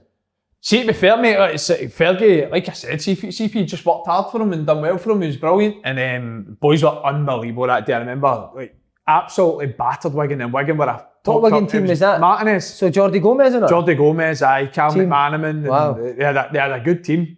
And but we absolutely battered them that day, 2-0. I remember, I think it was Andy Keogh and Stephen Dobie scored and kept us up. And at that time, it looked as if we were going down for a long, long time. Yeah. But I'm the opposite of Kev, man. Being in that relegation battle was horrible. Oh, horrible. Horrible, because you just had to grind out every last point. We folded in a relegation battle as well. Oh, absolutely folded, man. Couldn't win a game. We went down with about 5 games to go, mate. I got relegated with Sunderland at that time, the worst points history in Premier League football. Oh, so you did? I think we had... Derby then beat you still, didn't it? Then Derby emulated it, which was great. Aye. I told you before we got relegated, Paul Hart stood in his pants slaughtering us for like 2 hours. Mate, how hard is it to take somebody serious when he's standing with a pair of white slips on? These knickers. Balls are nearly hanging out the side of the slips, you know what I mean? Hairy. Telling you you're hopeless. Imagine what school was he? Oh, fuck. They just tuck the Todger right out the slips, wouldn't he? I told you what's what. Brilliant. Talking to... Mate, that's a seamless link. I see the streaker in the Granada game last week. I never seen it. Hid in the stadium for 14 hours. That is dedication to getting your boys out. Hide and seek champion. Hide and seek Mate, champion. did you see videos of him like running about the streets like the city centre and that, and all Paul was chasing him? Nah. Mate, he was going about for days, the guy. No, he was. Mate, I'm no joking. Nobody seen the video? Nah. Mate, I'll get the video after the show. He was in the city centre still like, this must have been before the game though. Yeah. And he was just absolutely Bollock. causing it. Aye. Bollock, mate. What a guy. Have you ever had a streaker? You know what? I think I can't actually remember. I was thinking about this last night, and I'm thinking I've had fans come on the pitch. But I don't think I've ever had a streaker. No, I don't have either. Have you? I got it down at my pants when we won the league, didn't I? With Swindon. Aye, I've seen that picture. And the Canio was chasing us the full time, shouting, "Simon, do not get the penis out." But nah, I've never had a streaker. Nah. Mate, he was wanting you to get it rock hard for the last 3 games. I know. He doesn't know what he wants me to be doing with this banger, does he? Mixed signals, man. Also, the linesman Man City Dortmund, he's been suspended for asking Halliday That's for his embarrassing. autograph. Football's gone, Simon. Yeah, no, mate, I feel bad. Right, so what, are you a different opinion to Kev? What? That he shouldn't have done it? You think it's fine, No, Kev? No, I was he shouldn't have done it, but I never knew the reason. So the reasons came out now, and I feel But terrible. is he making the reasons up, Jay? No, because I Cover think himself. it wasn't even for his personal account that came out and said that he'd done it, so I feel... What was it for charity? It was for, I know it was for a wee boy, wasn't It was for something to do with... Why Well, are people getting a wee angry girl. with it? Who's getting angry with it? It was like commentators, it was the pundits, wasn't it, at BT Sport that were... But see, see, for nowadays, me, do you know when people just want to criticise people for anything? Mate, man? it's this generation. see for me, before it happened, I just thought it looked so unprofessional for like a UEFA referee. See if it was like it's hard because he's not really supposed to know that there's cameras there either, but see if it was away from cameras after the game, like in the car park or something like that, it's different. But I mean, it's like, imagine a referee went out and tried to swap a slip with Messi or something. With the opposition player, though, if you're Do you know what I mean? It doesn't look good, but obviously when the reasons came out, I felt bad, so I apologise for That's all right. my point. For me, it's one of these things, Si. We've all been starstruck, surely. Have you played against somebody that you're... Aye, Frank Lampard. Oh, you said you spoke to him on the side of the pitch? I spoke to him. Did you get his and said, top? Mate, we had made 3 subs and I was still going out to warm up because he was out warming up. I swear to God, we've got 3 subs, I'm going warming up, kidding on, I only thought there was 2 just to So talk to him. did you just start speaking to him? I just started talking to him, aye. What was the first thing you said to him? All right, big man? No, I got in there right early. I've told you, mate, I've never been one to swap strips. Yeah. But I've got family that live in London, they're all Chelsea fans, so like growing up, Chelsea was my English teams. I remember being at the game. Do you remember the first Sky Plus advert with Frank Lampard scored against Palace for like 25 yards? Nah. I was at that game. Right. I had a few games. He was always my favourite Chelsea player. And I got right in there early. I was like, mate, can I get your strip after the game? What did he say? Honestly, mate, the nicest guy ever. Did you speak about anything else or just the strip? Because I was from Glasgow, he was asking me what team I support and that. And Did he? he started talking about Rangers. He was saying like his uncles and that support Rangers. And No chance. I swear to God. Oh, and this is on the side of the pitch where the game's going on? On the side of the pitch when the game's going on, and then see after the game, I've still got the frame strip. After the game, I went back into the tunnel. The kit man came in with the strip, so I've got the strip, and I went out after the game in the changing room, and Frank Lampard sitting in the tunnel. He's like, mate, give that, I'll send it to you. No chance. Personalised He says to you? it to Andy, best wishes and that. I've still got the frame, unbelievable, mate. That honestly, What a one of the top nicest guys ever, and I was proper starstruck meeting him, to be fair. Fuck, that's brilliant, isn't it? What about you? I've been starstruck many times. See, when you're a youth team player, you hate to go to the game and do all the jobs beforehand.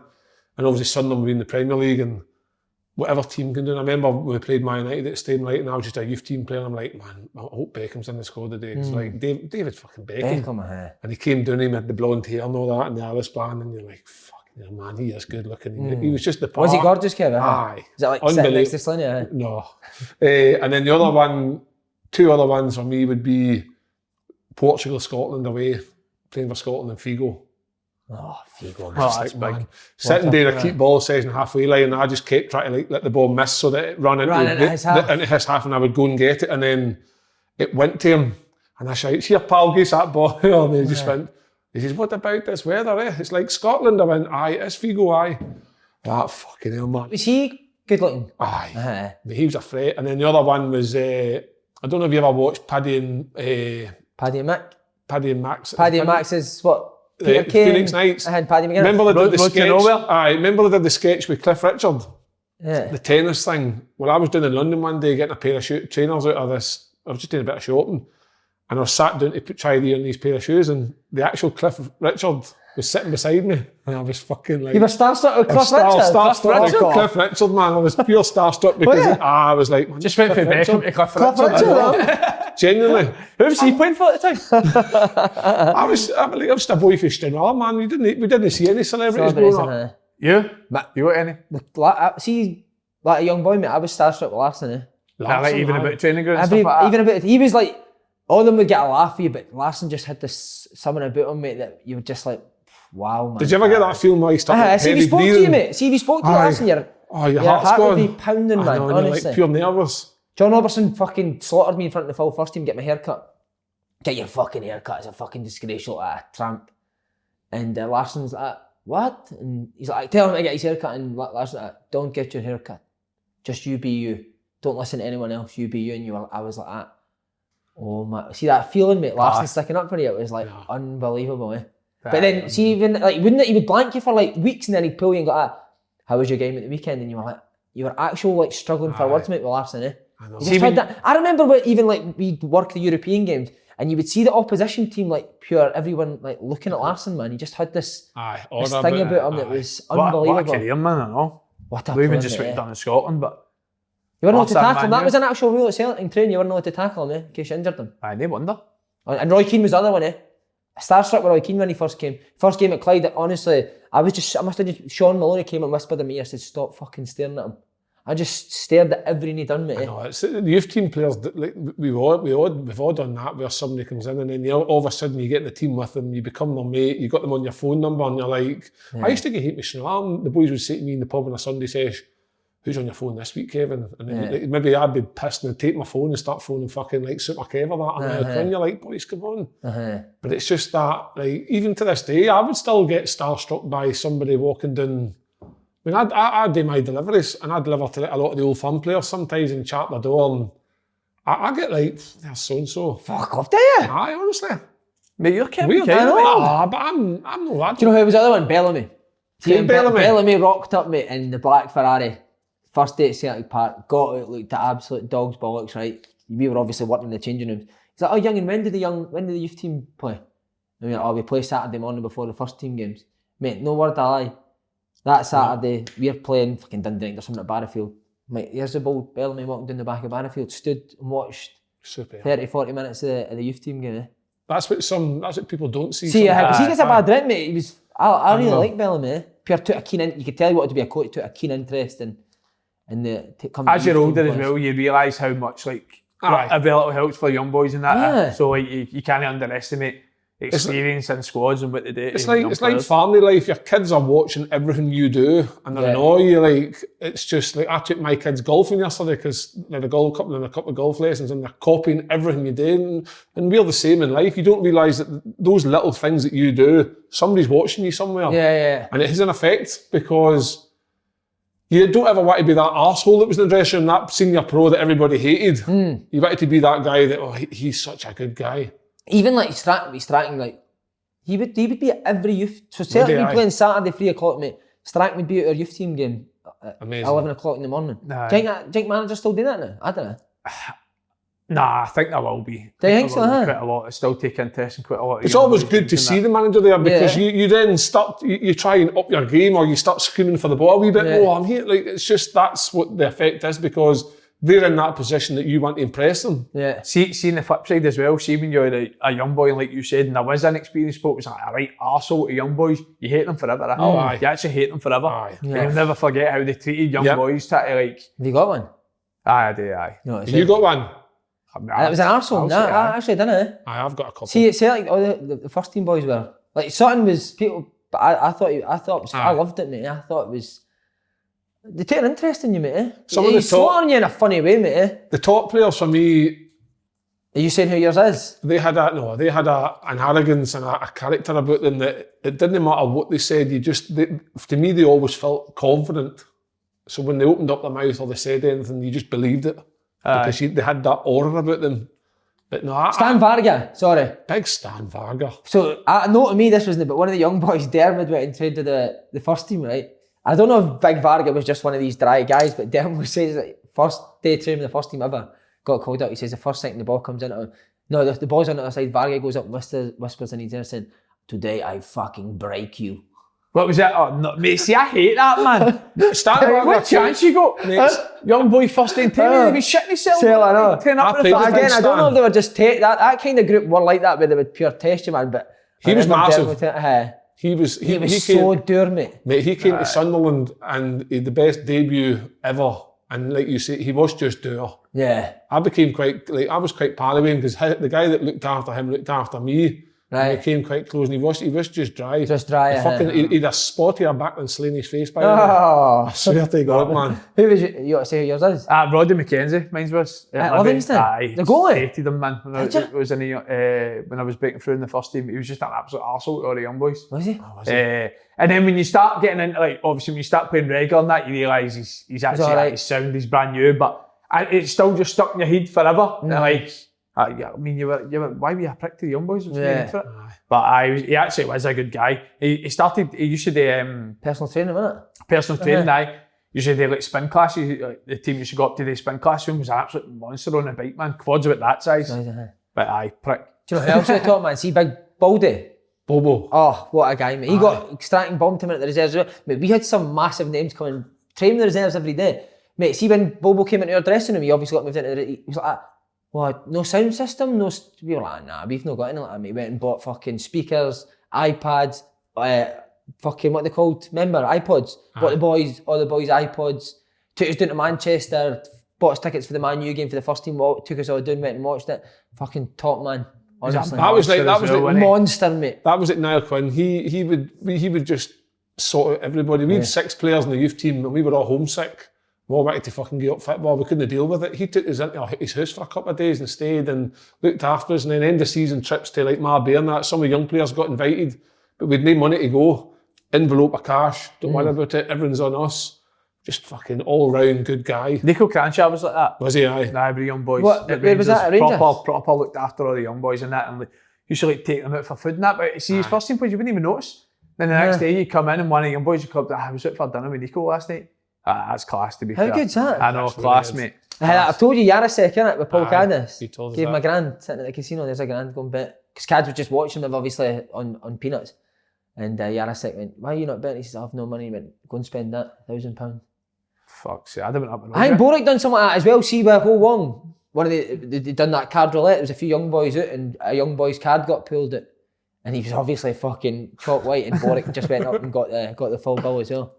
It's good when it's good tearing stuff like that, innit? Aye, it is, mate. It's touch, innit? Nice touch. Yes. Right, last wee bit, ball boys. Do you see the ball? The Ajax ball boy. Feel like that? No, but mate, imagine you're the Roma player. I mean, I'd just You're ragdolling him, innit? Who was it? Was it Hazard that ragdolled the ball boy once? That's right. So he did, didn't he? Just volleyed him. The boy was about 8. To be fair, the ball boy threw the ball at him and the player thought for a second about going down and feigning an injury. And then he quickly stood on his feet thinking, oh, I better know, but... People think ball boys are nothing. See, Martin O'Neill, he was obsessed with ball boys, man. So see if they were winning Mourinho, and you're trying to get the ball, he'd be like that to you. Fucking slow down. Or see if we were getting beat, he's like that to you. I remember I was on my phone once, mate, and the ball was sitting next to me. I never even realised it, and he was screaming at me on the side of the pitch. He would obviously never remembered it was me. But I used to, mate, see when you're a ball boy for Martin O'Neill, you had to be on it, man. Because see if you were like, if he caught you, you'd get pulled and you'd get in trouble, 14-year-old. You had to be absolutely on it as a ball boy. Mourinho's the same, isn't he? Mourinho pure right on the ball boys all the time. But remember that boy chucked the ball to somebody quick? hugged him. That was classy, to be fair. Did you ball boy? No, never. Did you not know that? Never ever ball boy. Mate, I've ball boyed in some massive games. Larson, Chip. Remember Chip? 6-2. 6-2, I was ball boy for that game. Aye. Mate, some big European games, ball boyed. Fucking brilliant. Mate, see my early memories of film games at the park. Like, see, you'd always have the two ball boys behind the goals at Mate, it was a Parkhead. fight for behind the goals. Aye, I always remember them. Like, if they scored. They would jump I remember one as well. Was it Rod Wallace? Or Rod Wallace that scored at Parkhead, and one of the ball boys went up and volleyed the ball, and it was at the back of the goal, raging. Like, kicked the back of the ball. I always remember that. Ball boying was brilliant, man. I used to love it. Do you never did it, Kev? No, I think when I used to go to the odd Schnar game back in the day, but I don't think I was ever a ball boy. No, I don't think I was. Ball's never Killed in your fucking question place, there, is it? So I was only one the ball boy, didn't Did you know ball boy at Livy as young kids? No, we would do other. We would do like sometimes we were on a turnstile, so we'd be like take the ticket money and people would be Would you? Aye, people would be scanning scores in the back pocket. I've heard. I never even knew that sort of stuff. Aye, that on the turnstiles, happened, aye. On the turnstiles. So what, you going and take money for people coming into the ground? Nah, you'd maybe with somebody that's older, like ticking it off, or like using it like the bumper, or putting. They'd take the cash and put it in one of the wee boxes, so like stuff like that. Like. They would clean balls, mate. Actually, clean match balls, like clean the stadium, clean the stands. It's like but we'd never ever ball boyed. Nah, we never ball boyed either. We would just turn up and it would be like a different six every home game that had certain jobs to do. One was the boots, one was the strips, one was the drinks type thing, and then there was the two. The best one was the two guys that went out onto the pitch and got the shooting balls. That was the best, mate. That was the best because you were on the pitch, you got the stadium, and you got a wee kick about, and that was all right. But nah. I don't think I got that either, man. I watched that Celtic Park, mate. Yeah, I was always cleaning the stand, mate. See when you think back to your youth team days, fucking best days of your life. Amazing, man. I think of that training ground at Sunderland, the Charlie Hurley Sunderland. It was just a porter cabin, and then into the boot room, an old school boot room.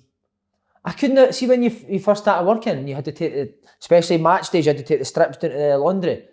Couldn't believe the amount of skiddies that were on pants, eh? Aye, I know, man. Boys were like their ass probably before a game. Why were you sniffing slips? But keeping the slips for extra jars in it. They have to get sent into Newcastle, just put it on there. Boys, that's us. Incredible, thanks very much. Cheers.